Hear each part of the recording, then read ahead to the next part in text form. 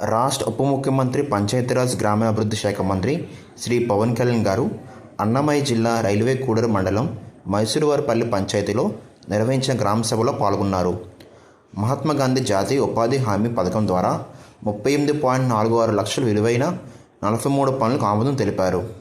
ప్రజాస్వామ్య స్ఫూర్తితో పారదర్శకంతో పంచాయతీ వ్యవస్థను బలోపేతం చేసే దిశగా రాష్ట్ర అభివృద్ధి చేపట్టిన ఈ కార్యక్రమం ప్రతి గ్రామంలో ఒకే రోజు నిర్వహించాలని ఆదేశించారు.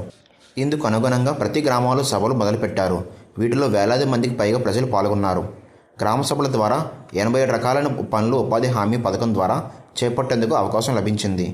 పంచాయతీ పరిధిలో వారంతా కూర్చుని గ్రామీణాభివృద్ధి మీద నిర్ణయాలు తీసుకునేలా ప్రజాస్వామ్య స్ఫూర్తితో పారదర్శకంగా నిధులు వెచ్చించేలా గ్రామ సభలు నిర్వహించారు. పవన్ కళ్యాణ్ గారు మాట్లాడుతూ, రాజకీయాలకు అతీతంగా పంచాయతీకి నిధులు ఇచ్చాము. ఆడబిడ్డలు చదువు నేర్పితే దేశం ఎదుగుతుంది. సినిమాల కంటే నాకు దేశం ముఖ్యం. ఒక సర్పంచ్ తలుచుకుంటే దేశాన్ని కదిలించే శక్తి ఉంది. మీకోసం కూలీలా పనిచేయడానికి నేను సిద్ధంగా ఉన్నాను. గ్రామ సభలో పెట్టడానికి ఇదే కారణం. రైల్వే కోడూరులోని కోల్డ్ స్టోరేజ్ ఏర్పాటు చేసే బాధ్యత నాది.